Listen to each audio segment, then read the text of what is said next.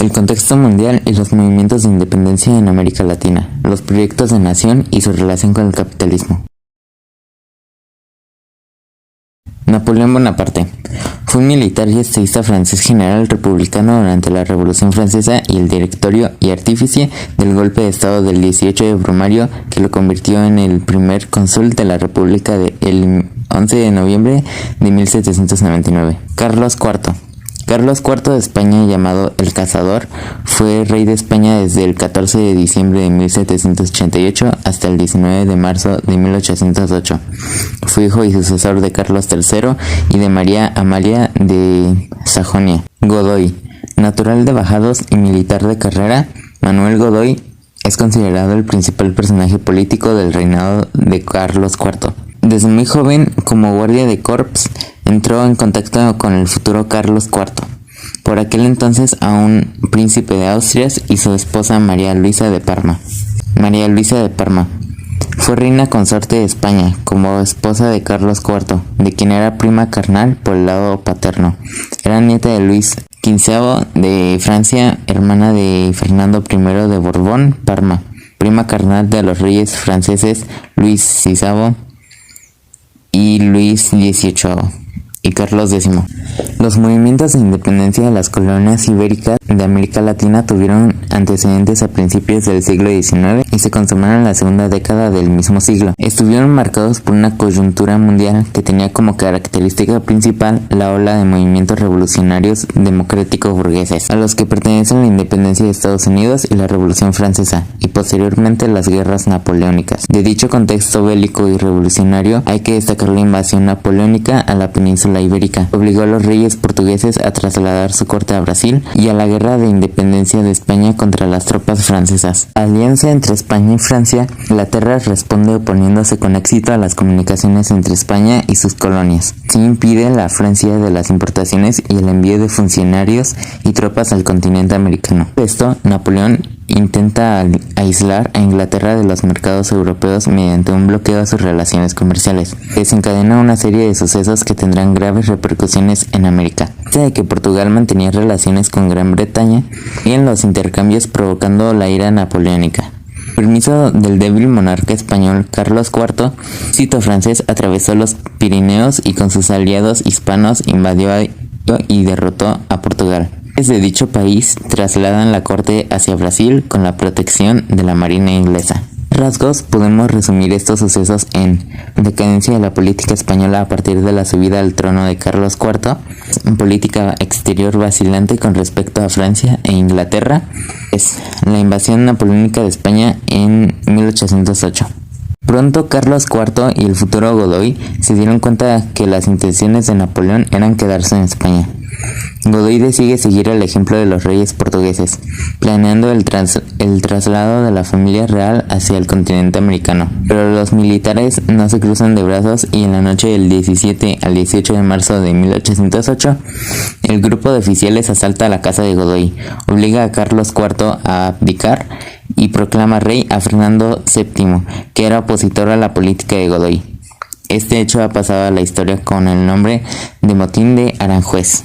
Carlos IV, su esposa María Luisa y Godoy fueron exiliados primero a Francia y luego a Roma. Fernando VII y sus hermanos pasaron a residir en Francia.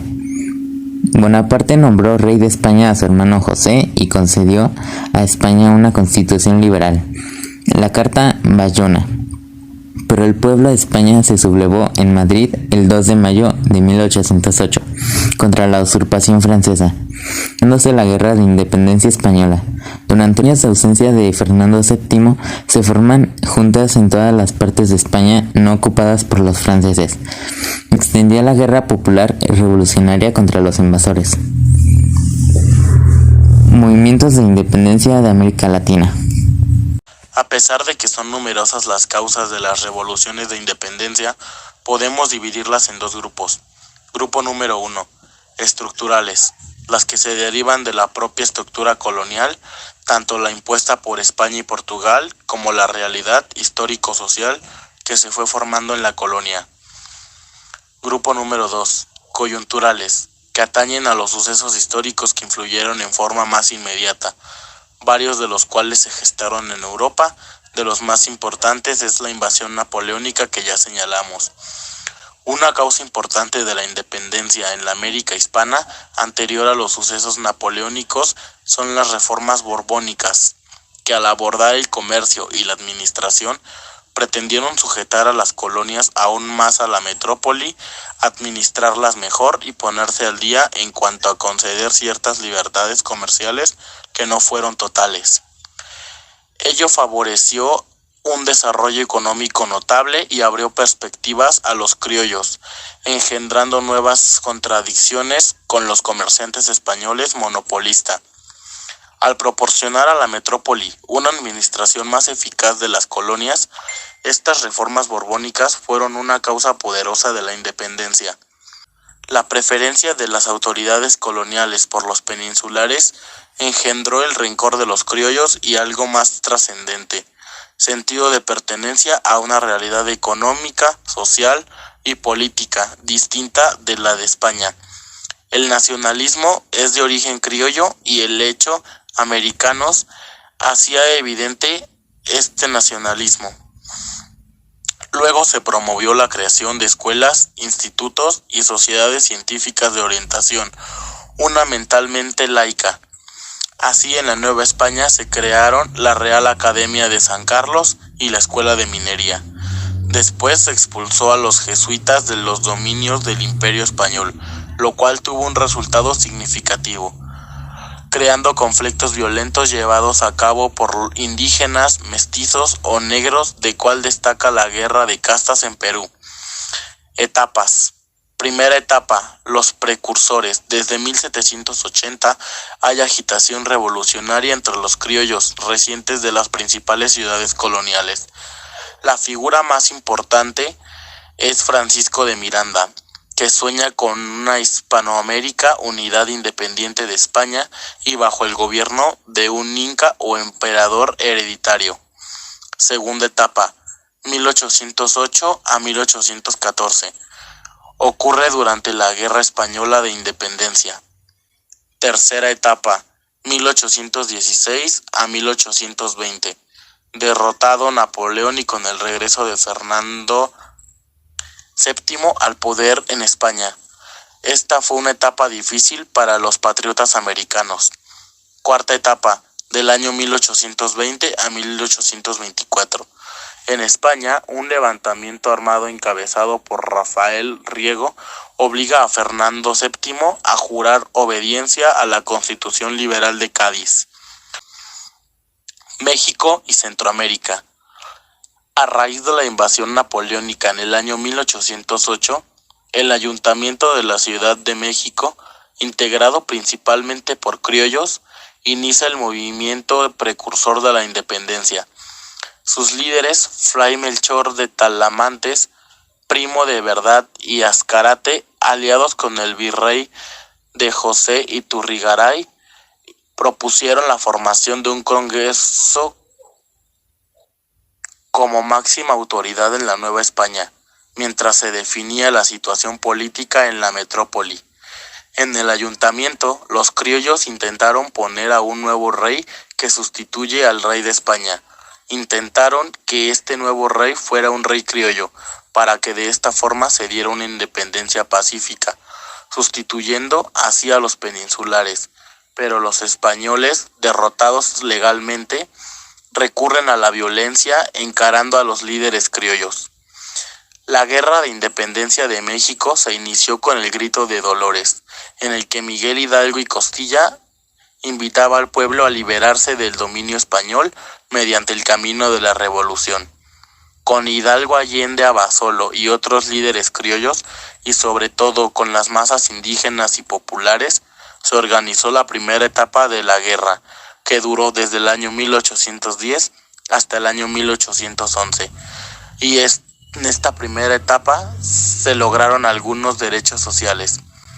El movimiento se extendió rápidamente y puso en crisis al sistema colonial.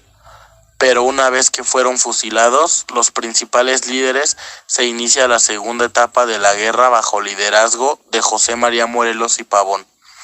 Esta primera etapa comprende de 1811 a 1815 y es considerada la más brillante de la guerra. El cura Morelos fue el gran líder de la guerra de independencia, a quien la llevó a su punto más alto en lo militar.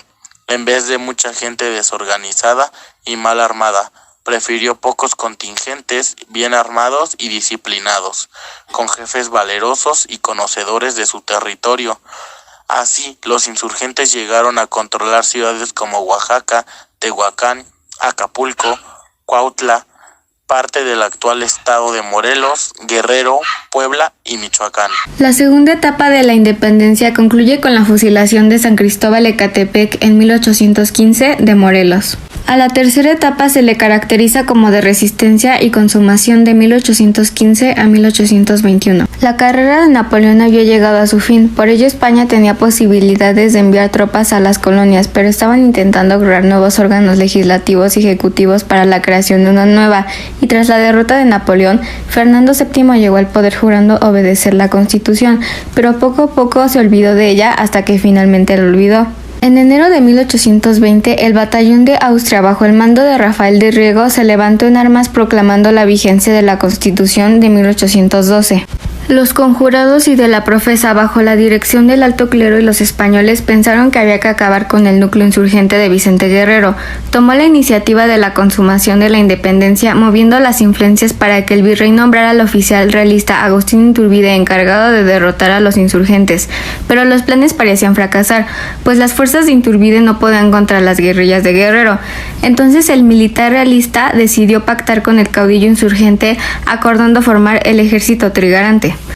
Agustín de Iturbide elaboró el Plan de Iguala, el documento de la consumación. En este plan, Iturbide daba a los insurgentes la independencia, al alto clero y los españoles el respeto, así que lograba la independencia como una conciliación de intereses. Cuando México consiguió su independencia, América Central se anexó a la Nueva España gracias al levantamiento del Gainza de Guatemala, pero cuando Iturbide cayó como emperador, dio abertura y una asamblea constituyente eligió el primer mandatario a José Manuel Arce. Para entender mejor el proceso de independencia en esta región del continente, las divisiones territoriales eran así: Capitanías Generales de Venezuela y Chile, Virreinato de Nueva España, Virreinato de Nueva Granada, Colombia y Ecuador, Virreinato del Río de la Plata, Argentina, Uruguay, Paraguay y Bolivia, y Virreinato de la Nueva Castilla, Perú. Que otras colonias españolas en América, Venezuela no estaba unificada. La estructura del país favorecía el contraste entre la zona costera con una de sus céntricas ciudades y las llanuras cultivadas de cacao, y la zona interna, controlado por los llaneros, jinetes nómadas dedicados a la cría de ganado. Fue en la zona costera donde los intelectuales radicales encontraron la aprobación general, incluso entre los sectores más conservadores, tan solo unidos a España por el vínculo del sistema imperial. El movimiento de independencia decae en los años de restauración del absolutismo hispano, con el desembarco de 10.000 hombres bajo el mandato del general Murillo.